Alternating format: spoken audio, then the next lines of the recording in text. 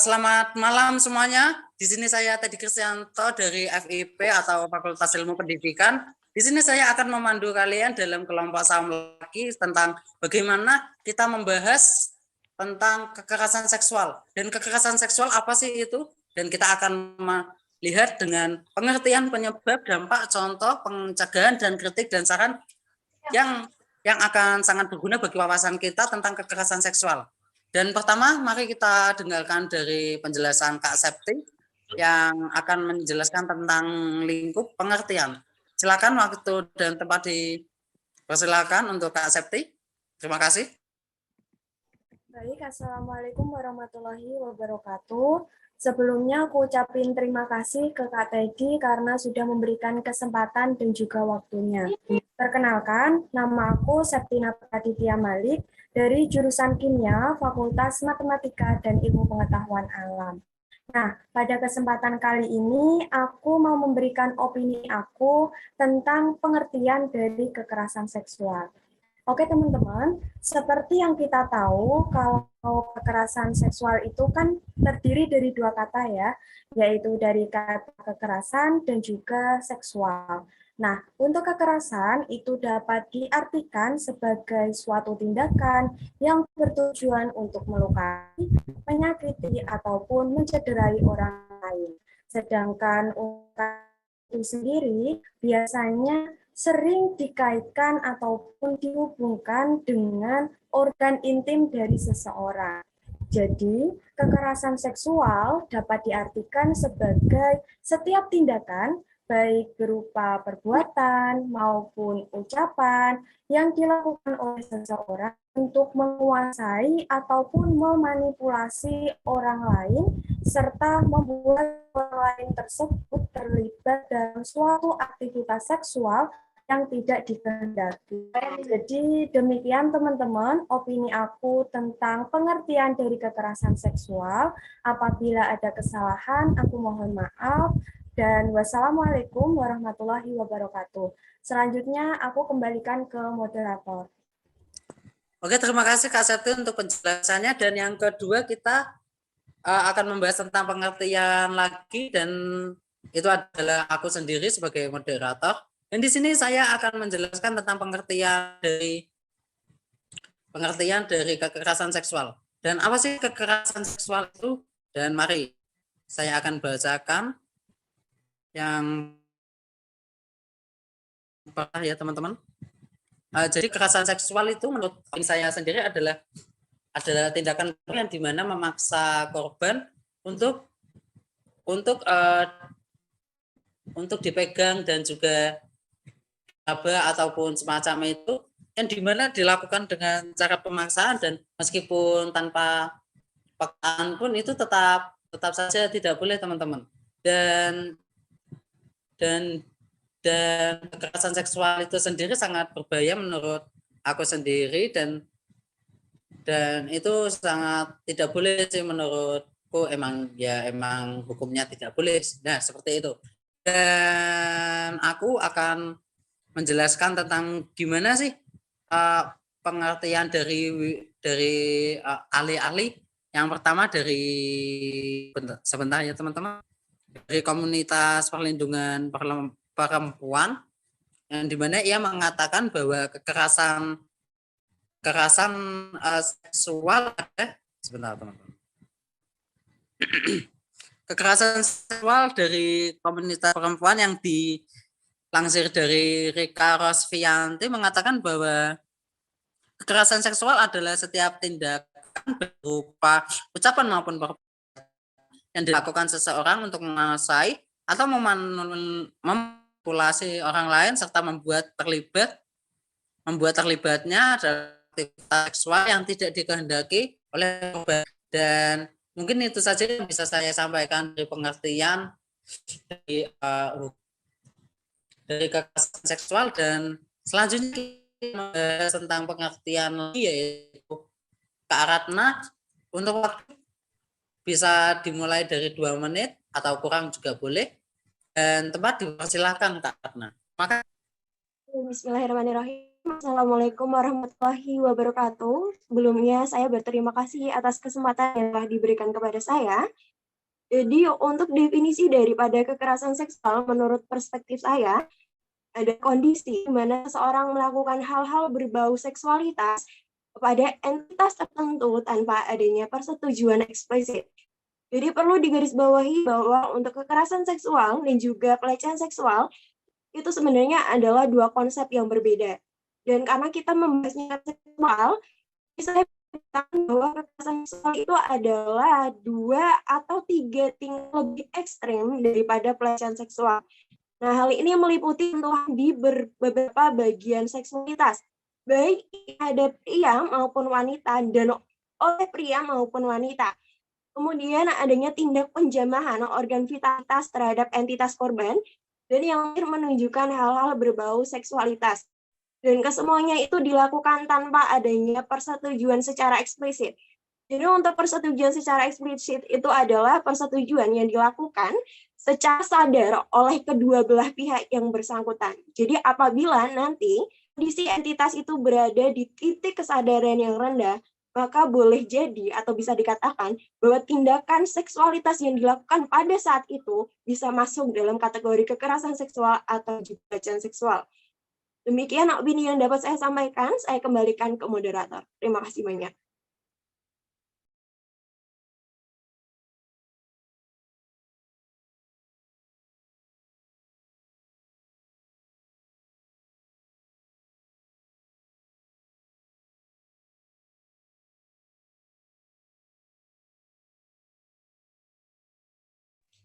Maaf Kak, Permisi. mikrofonnya Maaf lupa. Dan di sini kita akan membahas tentang penyebab teman-teman, dan yang akan dibawakan oleh Kak Dina akan membahas tentang penyebab, ya saya ulangi, dan waktu dan tempat dipersilahkan Kak Ilmi. Terima kasih Kak Teddy atas kesempatan dan waktunya. Baik, di sini saya akan menjelaskan tentang penyebab dari kekerasan sosial. Berdasarkan Komnas Perempuan, terjadi 4.000 kasus kekerasan seksual pada tahun 2021, yang sebagian besar terjadi di lingkungan sekolah ataupun perguruan tinggi. Adapun penyebab terjadinya kekerasan seksual menurut saya, yang pertama adalah kurangnya pengawasan dari orang tua. Orang tua adalah media sosialisasi utama dan pertama dalam proses sosialisasi seseorang, yang tentu memiliki banyak sekali peran. Di antaranya melatih penguasaan diri, mempelajari peranan sosial, serta pemahaman nilai dan norma. Adapun penyebab selanjutnya adalah kemudian kepedulian masyarakat yang masih rendah. Kepedulian masyarakat yang rendah menyebabkan pelaku kekerasan menjadi lebih leluasa dalam melakukan aksinya. Merasa tidak ada respon penolakan ataupun larangan dari lingkungan sekitar, menyebabkan pelaku dan lingkungan sekitarnya merasa tindakan tersebut dilegalkan seiring berjalan. Berdasarkan KPPA nomor 2020, dari 419 kasus kekerasan sosial yang terjadi, 60% pelakunya adalah teman ataupun kerabat dari korban, dari lingkungan sekitar korban. Mungkin itu yang bisa saya sampaikan. Terima kasih Kak Teddy atas waktunya. Saya kembalikan ke moderator. Oke, terima kasih Kak Hilmi untuk penjelasannya tentang penyebab. Dan selanjutnya kita akan membahas tentang opini dari Kak Nadira tentang penyebab ya. Dan di sini waktu dan tempat dipersilakan Kak Nadira. Terima kasih. Baik, terima kasih sebelumnya kepada moderator atas waktu dan tempatnya. Sebelumnya, Assalamualaikum warahmatullahi wabarakatuh. Perkenalkan, nama saya Nadira Hendra Prasetya dari Fakultas Ilmu Keolahragaan. Di sini saya akan menyampaikan opini saya tentang penyebab dari terjadinya kekerasan seksual. Yang pertama itu adalah biasanya karena korban mudah ditaklukkan. Yang kedua itu, pelaku memiliki otoritas atas korban. Kalau bisa diambil contoh itu biasanya atasan yang melakukan kekerasan seksual kepada bawahannya. Yang ketiga itu pernah menyaksikan kekerasan seksual saat masih kecil. Jadi hal tersebut terekam di memorinya sehingga dia ingin melakukan hal tersebut saat sudah dewasa. Yang keempat yaitu memiliki fantasi seksual yang tinggi, dan yang kelima adalah memiliki hasrat yang tinggi. Tetapi sayangnya hasrat ini tidak bisa tersalurkan dengan baik. Mungkin segitu aja pendapatku tentang penyebab dari terjadi kekerasan seksual. Waktu dan tempat saya kembalikan kepada moderator. Oke, terima kasih Kak Nadira untuk penjelasannya tentang penyebab. Dan selanjutnya teman-teman kita akan membahas tentang penyebab lagi karena ini masih dalam lingkup penyebab. Dan kita akan mendengarkan tentang opini dari Kak Norma Yosinta. Terima kasih untuk Kak Norma Yosinta untuk waktu dan tempat. Dan dipersilakan.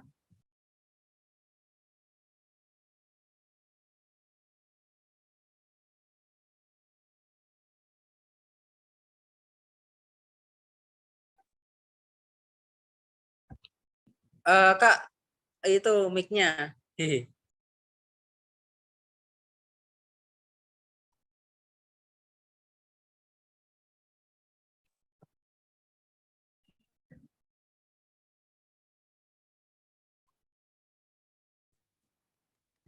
Kalau misalnya kesusahan, nah keluar sih. Nah, thanks.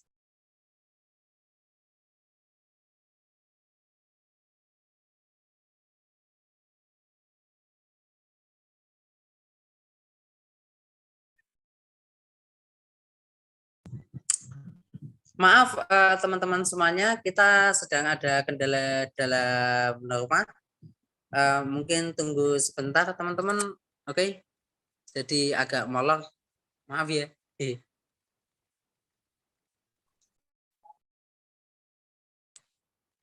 Oke. Jadi untuk membahas tentang Kak Norma nanti dulu aja. Kita akan membahas tentang dampak dalam lingkup dampak sekarang. Dan yang pertama kita akan mendengarkan opini dari Kak Ellen.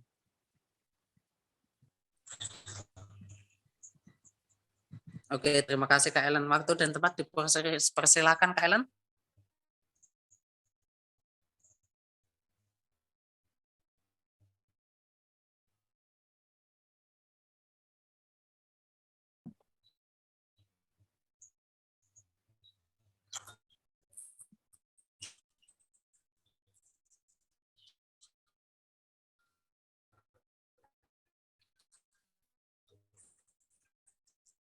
Suaranya kurang jelas Kak Ellen.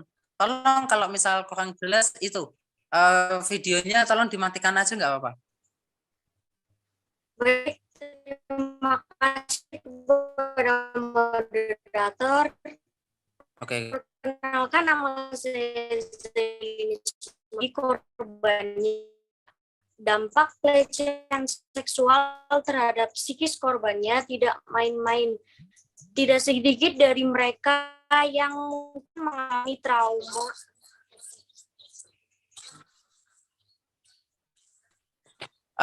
Untuk Kak Ellen, tolong sinyalnya ya Kak. Tolong cari dulu nggak apa-apa kok. Ditungguin. Oke. Nanti kalau udah tolong itu ya kembali lagi ya. Ini untuk menghemat waktu. Kita akan mendengarkan opini dampak dari Kak Latifah. Tolong Kak Latifah untuk tempat dan waktunya dipersilakan. Baik, sebelumnya saya mengucapkan terima kasih kepada moderator. Nah, sebelum saya menyampaikan opini saya mengenai dampak dari kekerasan seksual. Nah, izinkan saya untuk memperkenalkan diri terlebih dahulu. Nah, perkenalkan nama saya Latifah Al-Karimah dari Prodi Ilmu Hukum Fakultas Hukum Universitas Negeri Semarang. Nah, baik, saya akan memberi opini saya mengenai apa saja sih dampak dari kekerasan seksual.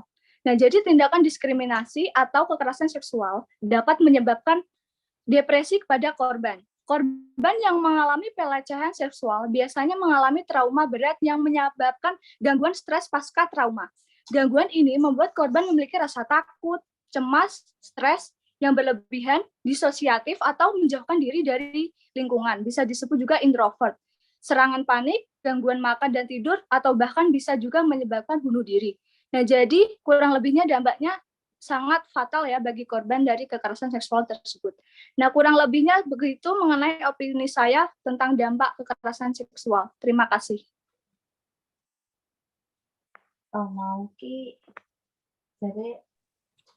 Oke, terima kasih penjelasan tentang dampaknya Kak Latifah. Dan sekarang kita akan memberitahu kalian semua tentang bagaimana sih contoh-contoh atau ya contoh-contoh sih, contoh-contoh nyata apa yang bisa dilihat dari kekerasan seksual agar kita bisa berhati-hati untuk tidak main-main dengan kekerasan seksual gitu loh. Dan yang pertama adalah Kak Nadia. Untuk Kak Nadia, waktu dan layar dipersilahkan ya. Oke, terima kasih. Terima kasih untuk moderator atas kesempatannya. Perkenalkan, saya Nadia Adriana dari Prodi Pendidikan Bahasa Inggris, Fakultas Bahasa dan Seni. Pada kesempatan ini, saya ingin memberikan opini terkait salah satu jenis kekerasan seksual, yaitu pelecehan seksual non-fisik ya. Kekerasan seksual tidak hanya tentang pemerkosaan yang dimana pelaku melakukan kontak langsung pada korban, tetapi kekerasan seksual juga bisa berupa seperti intimidasi, ancaman, dan yang katanya candaan atau sindiran dengan sasaran seksualitas korban. Sayangnya ya, di Indonesia saat ini, pelecehan verbal ini masih dianggap wajar. Belum begitu banyak yang memahami bahwa kekerasan seksual juga dapat berupa ucapan. Beberapa contoh dari pelecehan non-fisik verbal ini, yang pertama yaitu ada catcalling, kemudian juga ada yang bisa berbentuk siulan, main mata, dan gerakan atau isyarat yang bersifat seksual. Saya akan memberikan contoh kasus pelecehan non-fisik yang dialami Denis Charista oleh pengacara Rasman Nasution. Pelecehan non-fisik ini dikemas dengan bentuk candaan yang jelas tidak akan terdengar seperti candaan bagi kita dan juga korban tentunya. Di kasus ini, pelaku menyinggung pakaian korban. Rasanya sudah begitu banyak yang paham bahwa pakaian tidak bisa dijadikan alasan untuk pembenaran dari tindakan pelecehan seksual. Karena para pelaku pasti sangat sadar atas apa yang dikatakan dan tindakan yang mereka lakukan. Pelaku melakukan gestur tangan yang mengarah ke dada korban. Tidak hanya itu, pelaku juga menambahkan sindiran berupa konotasi seperti menyebut buah pepaya dan membongkar mesin katanya. Bagaimana bisa beliau mengatakan hal-hal seperti itu ya? Di sini Denis juga memberikan tanggapan dari kalimat sindiran pelaku berupa bongkar mesin tadi, bahwa pelaku ini lahir dari perempuan, punya anak perempuan, punya istri. Tidakkah terpikir olehnya bagaimana jika kalimat tadi ditujukan untuk anak perempuannya atau istrinya? Tetapi sepertinya memang para pelaku pelecehan tidak pernah memikirkan hal demikian. Dari opini ini dan contoh yang saya berikan, diharapkan untuk kita semua atas kesadaran bahwa kalimat-kalimat yang kita anggap mungkin awalnya hanya candaan bisa membuat kita menjadi pelaku pelecehan seksual. Saya juga ingin menegaskan bahwa siapapun tidak pantas menerima pelecehan seksual dalam bentuk apapun. Sekian dari Nadia, mohon maaf jika terdapat kesalahan pemilihan kata. Terima kasih atas perhatiannya. Saya kembalikan kepada moderator. Oke, terima kasih Nadia untuk penjelasan tentang contoh-contoh kekerasan seksual. Dan selanjutnya ada Sakif untuk menjelaskan opini Anda tentang contoh-contoh tentang kekerasan seksual ya. Di sini waktu dan layarnya dipersilakan. Sebelumnya suaranya kedengeran nggak? Dengar. Oke, terima kasih kepada Kak Teddy ya sebagai moderator. Perkenalan dulu ya, nama aku Ayus Hanif Davani dari jurusan Teknologi Pendidikan Fakultas Ilmu Pendidikan. Kali ini aku akan mengambil contoh tentang kasus kekerasan seksual yang dilakukan oleh guru ngaji ataupun ahli agama terhadap muridnya. Tentu hal ini merupakan perbuatan yang sangat di luar nalar ya, karena seharusnya seorang yang ahli dalam agama itu membimbing murid-muridnya agar lebih paham agama, tetapi hal ini malah sebaliknya. Itu mereka, para guru ngaji, malah melakukan hal-hal yang tidak senonoh kepada murid-muridnya. Contohnya saja kasus guru ngaji di Bandung yang menghamili 12 santriwatinya sampai hamil lalu melahirkan anak. Kemudian hasil anak tersebut dijadikan untuk bisnis, yaitu bisnis seperti anak yatim ataupun duafa ya, yang dimana hal tersebut sangat miris sekali atau sangat tidak senonoh. Perbuatan tersebut juga banyak dikecam oleh orang-orang karena sudah jelas itu perbuatan yang sangat salah dan mendapatkan dosa yang sangat besar. Apalagi kalau kita memiliki ilmu agama yang sangat luas, harusnya kita menggunakannya dengan sebaik-baiknya untuk menolong orang. Jangan sampai kita melakukan perbuatan yang tidak senonoh seperti yang contoh di atas. Mungkin kita juga harus bisa menjaga anggota tubuh kita agar tidak melakukan kekerasan seksual ataupun menjadi korban kekerasan seksual, dan selalu membela diri ya. Mungkin cukup sekian dari saya kembalikan ke moderator. Terima kasih. Oke, terima kasih untuk Kak Sakif ya tentang contoh-contohnya, dan selanjutnya untuk Kak Salsabila untuk memberikan opini tentang contoh-contoh kekerasan seksual. Waktu dan layak dipersilakan, Kak. Terima kasih banyak untuk moderator atas waktunya. Halo semuanya, saya Salsabila Balkis Aliatul Muna dari Prodi Pendidikan Bahasa Inggris, Fakultas Bahasa dan Seni. Di sini aku mau kasih contoh sedikit tentang kekerasan seksual yang terjadi di masyarakat, khususnya kekerasan seksual yang terjadi pada laki-laki atau lelaki dewasa. Sebenarnya hal ini cukup tabu di masyarakat kita. Stigma toxic masculinity yang ada di masyarakat menyebabkan masyarakat menjadi yakin bahwa laki-laki tidak akan mengalami kekerasan seksual karena mereka dianggap kuat untuk melawan sang pelaku seksual. Jika diteliti, ada beberapa kasus yang sempat ramai diperbincangkan di masyarakat. Salah satunya adalah kasus Reinhard Sinaga, yang seorang pria yang melakukan kekerasan seksual terhadap 48 korban pria dalam kurun waktu 2,5 tahun. Nah, ia melakukan perbuatan tersebut dengan cara merayu dan memberikan obat bius untuk melumpuhkan korban. Lalu, jika sudah begini, bagaimana sang korban dapat menyelamatkan diri? Para korban yang ada mengalami trauma yang sangat mendalam, dan tidak sedikit dari mereka yang memikirkan untuk bunuh diri karena perbuatan kejinya. Maka dari itu, menurut saya, kekerasan seksual itu dapat terjadi kepada siapapun dan tidak terbatas oleh gender yang ada. Dan masyarakat Indonesia harus tetap waspada dan sedikit memberikan perhatian lebih terhadap kekerasan seksual yang terjadi kepada laki-laki dan tidak mengabaikan kasus ini. Sekian opini dari saya. Terima kasih banyak. Saya kembalikan ke moderator. Oke, terima kasih untuk Kak Salsabila. Di sini aku ingin beritahu kepada teman-teman yang sedang melihat, untuk Kak Agung, kalau misal, ya udah nggak jadi. Maaf teman-teman mengganggu aktivitasnya.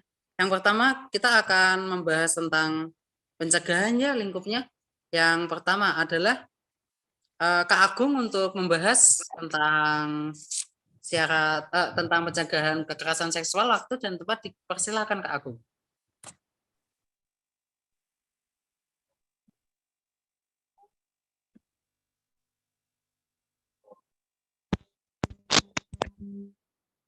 Kak, saya sudah dengar, Kak.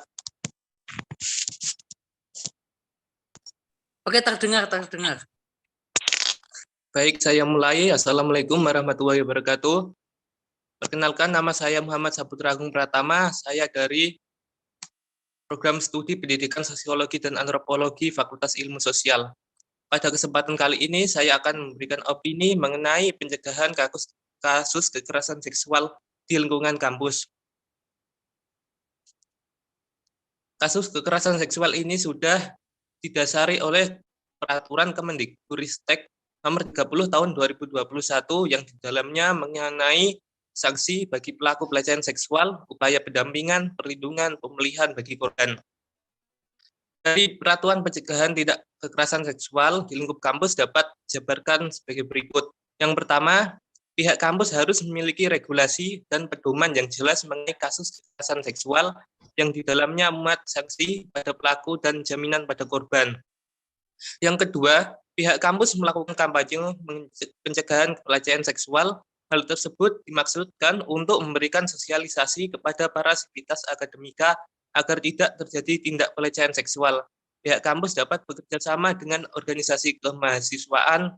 Dengan adanya kerjasama diharapkan bisa menyerap aspirasi mahasiswa terkait isu kekerasan seksual. Selanjutnya, yang ketiga, pihak kampus menyediakan layanan laporan dan pendampingan. Hal ini akan mempermudah korban untuk memperoleh keadilan dalam kasusnya. Dengan terpenuhinya hak keadilan dapat meminimalisir terjadinya gangguan mental pada korban. Pendampingan juga perlu dilakukan seperti pihak kampus menyediakan ahli psikologi untuk memberikan arahan kepada pelaku agar tidak mengulangi hal tersebut.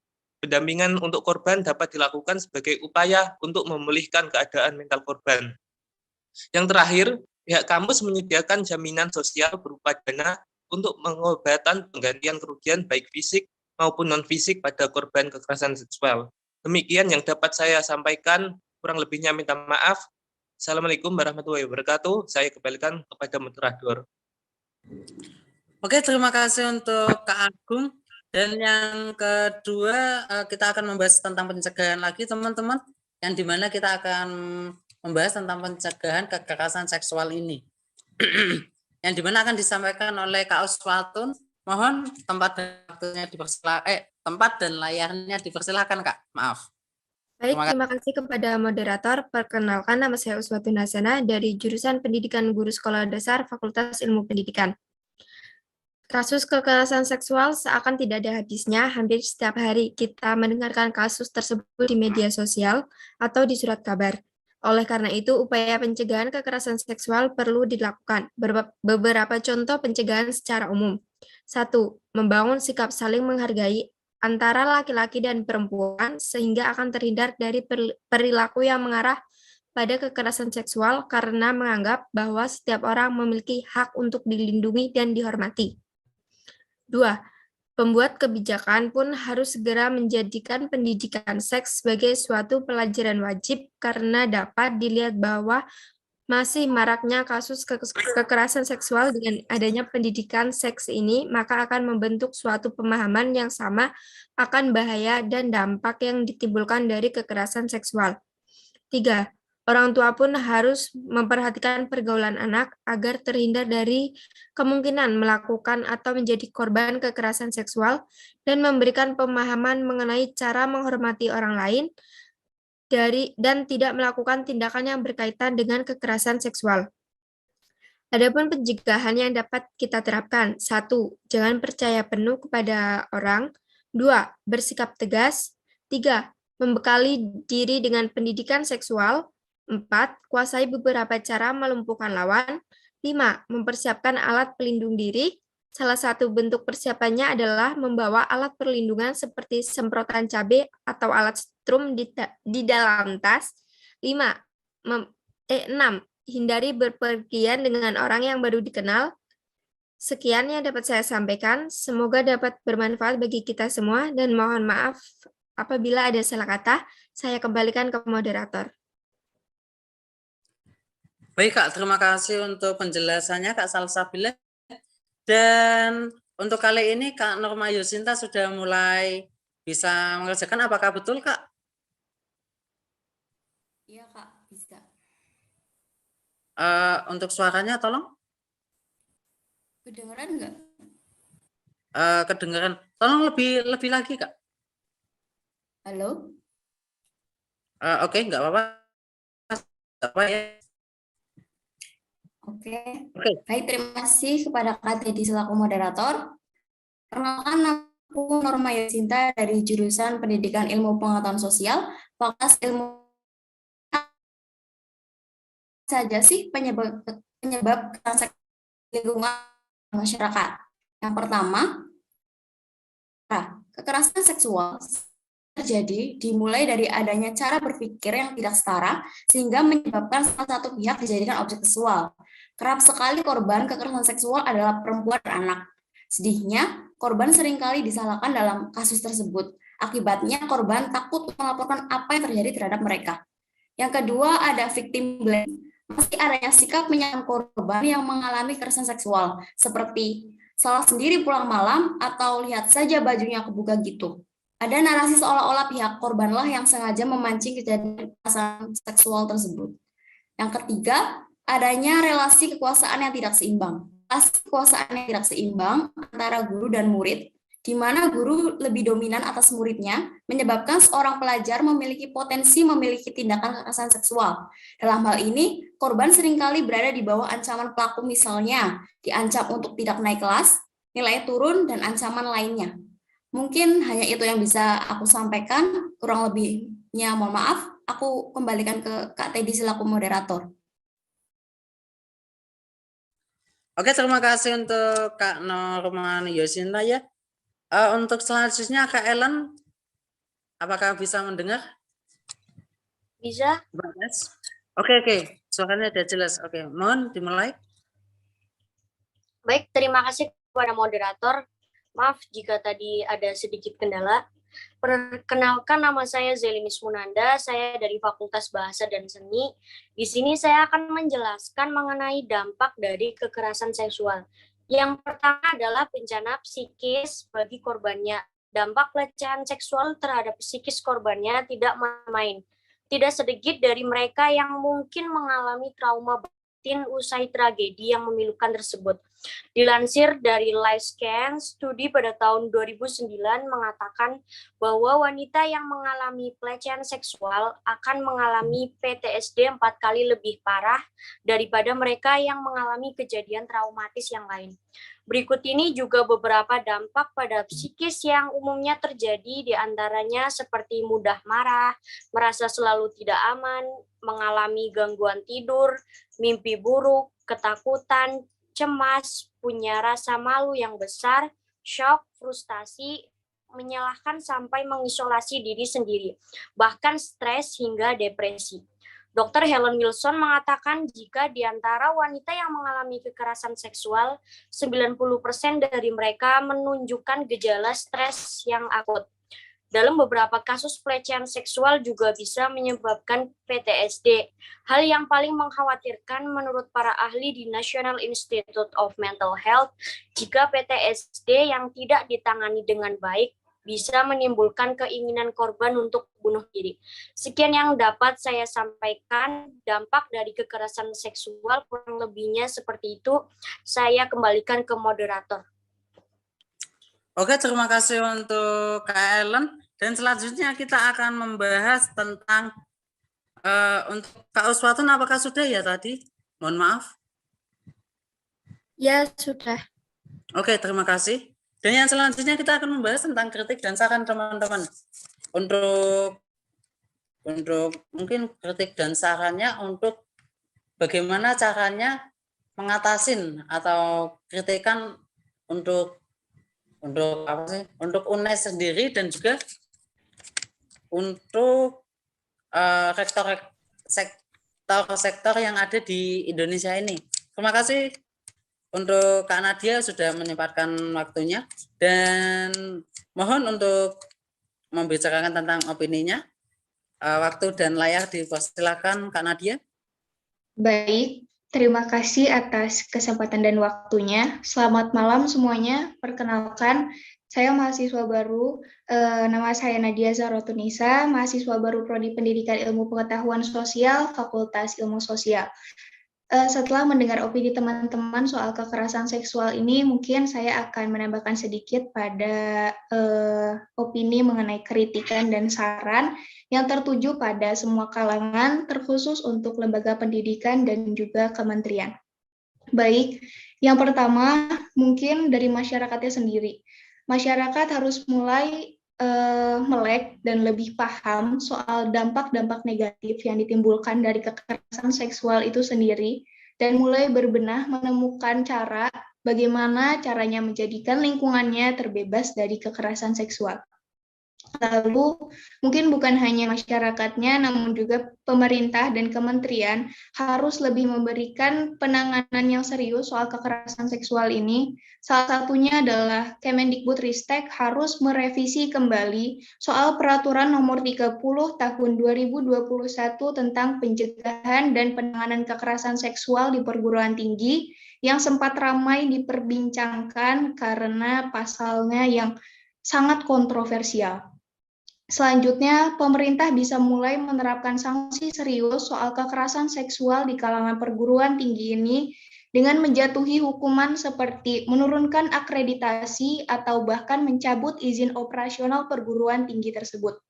Lalu selanjutnya, lembaga pendidikan, khususnya universitas, bisa mulai membentuk tim khusus mengenai penanganan kekerasan seksual ini yang bersifat objektif dan berpihak pada korban, serta memastikan korban mendapatkan pendampingan, perlindungan, dan pemulihan yang tentunya dengan persetujuan korban. Mungkin itu saja yang bisa saya sampaikan. Mohon maaf apabila terdapat pemilihan kalimat yang kurang tepat. Saya kembalikan ke moderator.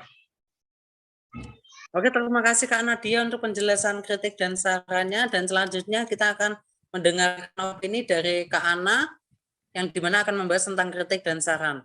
Untuk waktu dan layarnya dipersilakan Kak Ana. Terima kasih. Baik, terima kasih atas waktunya Kak Teddy. Sebelumnya, perkenalkan nama saya Eka Febriana dari Fakultas Ekonomi Prodi Akuntansi.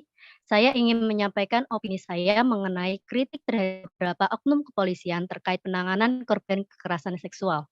Saya pikir pihak kepolisian tidak melindungi korban dan seringkali melakukan reviktimisasi terhadap korban. Hal ini didasari oleh beberapa pengakuan korban yang dimintai alat bukti. Padahal hal tersebut adalah tugas kepolisian. Bahkan para korban diminta melakukan reka adegan ulang kejadian pelecehan seksual saat proses penyelidikan. Bukankah hal tersebut sangat tidak etis? Ketika korban yang masih memiliki trauma fisik dan psikis diminta mengulang kembali sumber traumanya. Dan apabila korban tidak bisa melakukannya, maka pelaku pelecehan tersebut akan terus berkeliaran bebas, adanya secuil penyesalan. Jadi, polisi membela pelaku atau korban. Sekian dari saya kembalikan kepada moderator. Terima kasih.